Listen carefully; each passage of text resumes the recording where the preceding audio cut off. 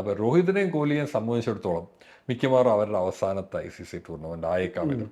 മിക്കവാറും ഇവർ രണ്ടുപേരും ഒരു പെട്ടെന്നൊരു പീക്ക് ഫോമിലേക്ക് മടങ്ങി വന്നില്ലെങ്കിൽ അടുത്ത ലോകകപ്പ് കളിക്കാനുള്ള സാധ്യത കുറവാണ്.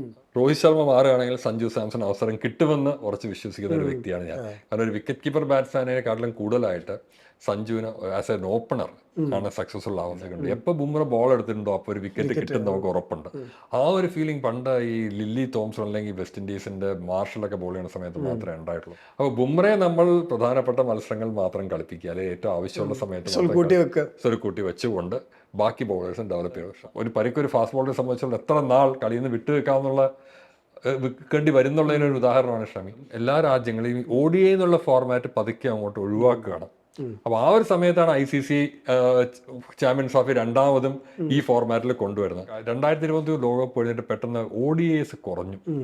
ഇപ്പൊ ഒരു സ്റ്റാറ്റിസ്റ്റിക്സ് നോക്കുകയാണെങ്കിൽ കഴിഞ്ഞ വർഷം 2024 ഇന്ത്യക്ക് 3 ODI മാത്രമേ കളിച്ചിട്ടുള്ളൂ. പക്ഷേ കഴിഞ്ഞൊരു 4-5 വർഷമായിട്ട് ചിലപ്പോൾ ടോസ് കിട്ടുന്ന സൈഡ് ജയിക്കും, അല്ലെങ്കിൽ ടോസ് കിട്ടുന്ന സൈഡ് തോക്കും. അപ്പോൾ ഒരു പ്രഡിക്റ്റബിലിറ്റി വന്നു തുടങ്ങി അത് കളിക്കുക എന്നതല്ല. അതാണ് ഈ ഫോർമാറ്റിനെ സംബന്ധിച്ച ഏറ്റവും വലിയ കുഴപ്പം. ഇതെങ്ങനെ നടക്കും, ഇതെങ്ങനെ വിജയിക്കും, ഇതിനെങ്ങനെ പോപ്പുലർ സപ്പോർട്ട് ഉണ്ടാവും എന്നുള്ളത് ഈ ഫോർമാറ്റിന്റെ തന്നെ ഭാവിയെ സംബന്ധിച്ചിടത്തോളം ഒരു നമ്മൾ ഇതുവരെ കാണാത്ത രീതിയിൽ ക്രിക്കറ്റ് കളിക്കുന്ന ഒരു പ്ലെയറാണ്. ആരെയും പേടിയിൽ ആരെയും കൂസാത്ത ഒരു പ്രകൃതം, അങ്ങനെ ഒരു പ്ലെയർ ഇതിന് നമുക്ക് കണ്ടിട്ടില്ല. അപ്പോൾ ആ ഒരു പ്ലെയറിന്റെ ഒരു ഇത് ചാമ്പ്യൻസ് ട്രോഫി വഴിയാണ്. നമസ്കാരം. വീണ്ടും ഒരു ICC ടൂർണമെന്റ് ഇന്ത്യ കളിച്ചുകൊണ്ടിരിക്കുകയാണ്. അപ്പോൾ അതിൻ്റെ കുറച്ച് അപ്ഡേറ്റ്സും കാര്യങ്ങളൊക്കെ പറയാൻ വേണ്ടി രാഘവൻ സാർ നമ്മളോടൊപ്പം ചേരുന്നു. നമസ്കാരം സാർ. നമസ്കാരം.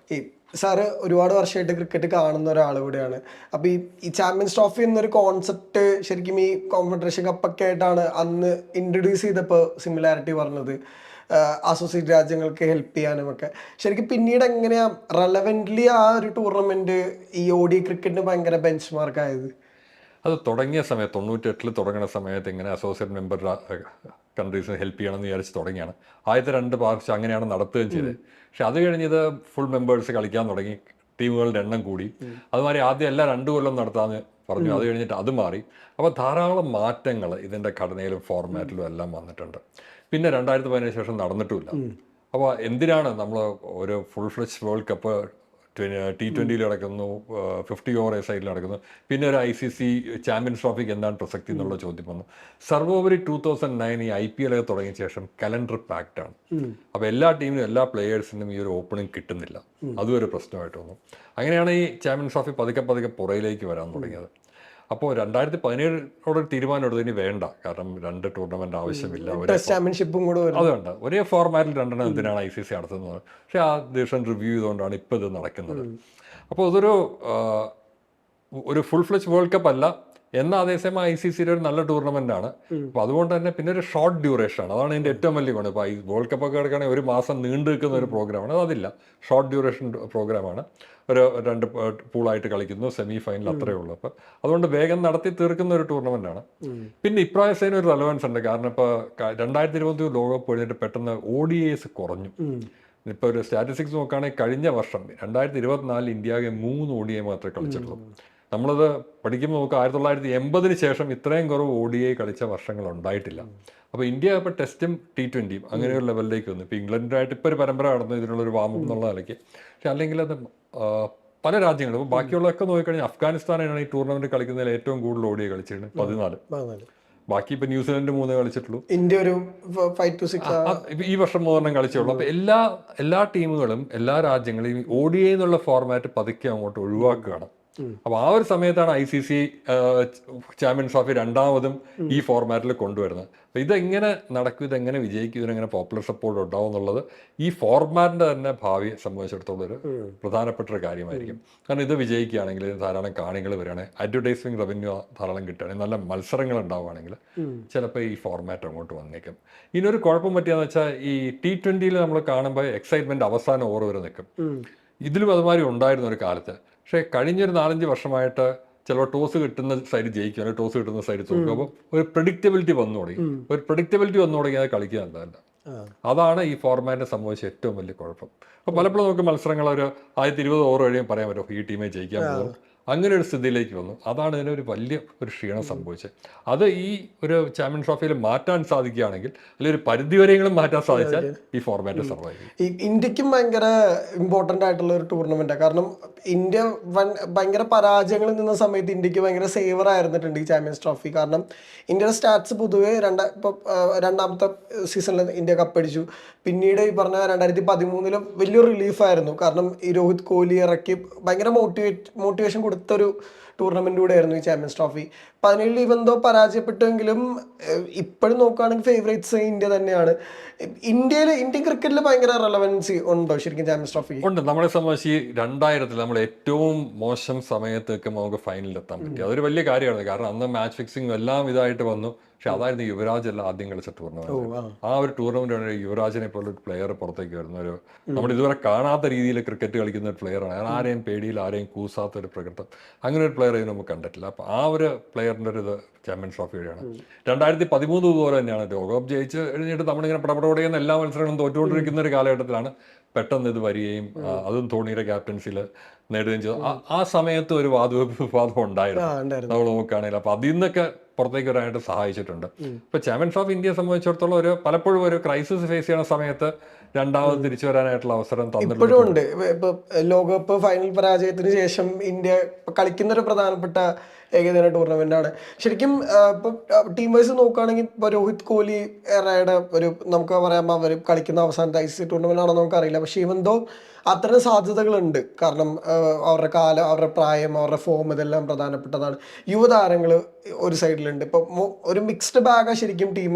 ശരിക്കും ഇന്ത്യയുടെ ഫ്യൂച്ചറിലേക്ക് എങ്ങനെയായിരിക്കും ഈ ഒരു ടൂർണമെന്റ് വളരെ നിർണായകമായിട്ടുണ്ടാവും?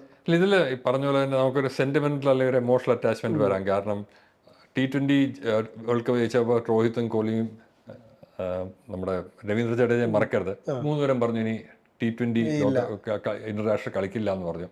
അത് കഴിഞ്ഞ് ലോകകപ്പ് എത്തി, ടെസ്റ്റ് മത്സരം എത്തി. നമ്മൾ എങ്ങനെയാലും ഫൈനലെത്തുന്ന പ്രതീക്ഷയാണ്. പക്ഷേ ന്യൂസിലൻഡിനോട് തോറ്റു, ഓസ്ട്രേലിയയിൽ തോറ്റു. അതുകൊണ്ട് അതെത്താൻ പറ്റില്ല. അപ്പോൾ രോഹിതിനെയും കോഹ്ലിയെയും സംബന്ധിച്ചിടത്തോളം മിക്കവാറും അവരുടെ അവസാനത്തെ ICC ടൂർണമെന്റ് ആയേക്കാം ഇത്. അതുപോലെ തന്നെ രോഹിത് ഇതിൽ നിന്ന് മാറുകയാണെങ്കിൽ, ഇത് ലാസ്റ്റ് ആവുകയാണെങ്കിൽ ഒരു ക്യാപ്റ്റൻ ആരായിരിക്കും എന്നുള്ളൊരു ഇത് വരും. അപ്പോൾ ഒരു ധാരാളം മാറ്റങ്ങൾ ഇതിന് ശേഷം വന്നേക്കാം എന്നുള്ളൊരു ധാരണ ഉണ്ടായിട്ടുണ്ട്. മിക്കവാറും ഇവർ രണ്ടുപേരും ഒരു പെട്ടെന്നൊരു പീക്ക് ഫോമിലേക്ക് മടങ്ങി വന്നില്ലെങ്കിൽ അടുത്ത ലോകകപ്പ് കളിക്കാനുള്ള സാധ്യത കുറവാണ്. ഒരു അസംഷനാണ് പറയുന്നത്. ക്രിക്കറ്റാണ്, എന്ത് സംഭവിക്കാവുന്ന കളിയാണ്, അതുകൊണ്ട് മാറാവുന്നതാണ്. പക്ഷെ അടുത്ത കാലത്ത് ഇവരുടെ ഫോമും അവരുടെ ആ ഒരു ഔട്ട്പുട്ടും കാണുമ്പോൾ ഇവരിനി അധികം നാൾ ഉണ്ടാവില്ല അന്താരാഷ്ട്ര ക്രിക്കറ്റിൽ നിന്നൊരു സന്ദേശമാണ് കിട്ടുന്നത്. അപ്പോൾ അതുകൊണ്ട് നമുക്കതൊരു പ്രത്യേക ഒരു ഇതായിരിക്കും. കാരണം ഇവർ ഇനി കാണൂല, ഇതുപോലൊരു വേദിയിൽ ഇവർ കാണാൻ സാധിച്ചേക്കില്ല എന്നുള്ളൊരു എമോഷണൽ അറ്റാച്ച്മെൻ്റ് ഉണ്ട്. പക്ഷെ അതിലുപരിയായിട്ട് നമ്മൾ പുതിയതായിട്ട് ട്രൈ ഔട്ട് ചെയ്യുന്നില്ല. നമ്മൾ അതും കൂടി ഒന്ന് നോക്കണം. ഇപ്പം നമ്മുടെ ടീം നോക്കുകയാണെങ്കിൽ പഴയ പടക്കുതിരകളൊക്കെ തന്നെയാണ് കളിക്കുന്നത്. പുതിയ പ്ലെയേഴ്സിനെ ആരും നമ്മൾ ട്രൈ ഔട്ട് ചെയ്യാനായിട്ട് ആ ഒരു ചാൻസ് ഇട്ടില്ല. യശസ്വിക്കാണ് ഒരു ചാൻസ് കൊടുത്തത്. പക്ഷേ അദ്ദേഹത്തിനെ മാറ്റി അവസാനം വരുൺ ചക്രവർത്തിയെ കൊണ്ടുവരുവാണ് ചെയ്തത്. എക്സ്ട്രാ സ്പിന്നർ, ഒരു എക്സ്ട്രാ സ്പിന്നർ എന്നുള്ളൊരു ഇത് വെച്ചിട്ട് കൊണ്ടുവന്നായിരിക്കും.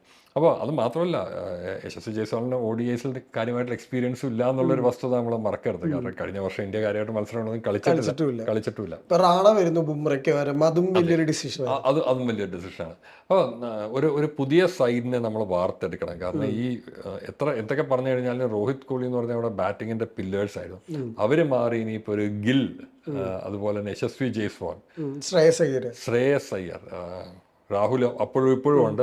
Rahul should come to full potential, Rishabh Pant, ഇങ്ങനെയുള്ളവരെ വച്ചുകൊണ്ട് അതിൽ രോഹിത് ശർമ്മ മാറുകയാണെങ്കിൽ സഞ്ജു സാംസൺ അവസരം കിട്ടുമെന്ന് ഉറച്ച് വിശ്വസിക്കുന്ന ഒരു വ്യക്തിയാണ് ഞാൻ. കാരണം ഒരു വിക്കറ്റ് കീപ്പർ ബാറ്റ്സ്മാനേക്കാട്ടിലും കൂടുതലായിട്ട് സഞ്ജുവിന് ആസ് എൻ ഓപ്പണർ ആണ് സക്സസ്ഫുൾ ആവുന്നത്. അപ്പോൾ രോഹിത് ശർമ്മ മാറുന്നൊരു ഗ്യാപ്പ് വരികയാണെങ്കിൽ അത് സഞ്ജുവിനെ പോലൊരു പ്ലെയർക്ക് T20 ODIയിലേക്ക് ഒരു ട്രാൻസിഷൻ ഒരു അവസരം കൂടി ലഭിക്കുന്ന സാധ്യതയുണ്ട്. ഇപ്പോൾ ബുംറ ഇല്ലാതെ ഇന്ത്യ കളിക്കാൻ പോകുന്ന പ്രധാനപ്പെട്ട ടൂർണമെന്റ് കൂടെയാണ്. ഇപ്പം ബുംറയുടെ റെലവൻസ് കഴിഞ്ഞ ഒരു കുറേ വർഷങ്ങളായിട്ട് ഭയങ്കര അധികം ചർച്ചയാണ്. ഇന്ത്യയിലെ തന്നെ ലോകത്തിലെ ഏറ്റവും ബെസ്റ്റ് ബോളർ നമുക്ക് പറയാം.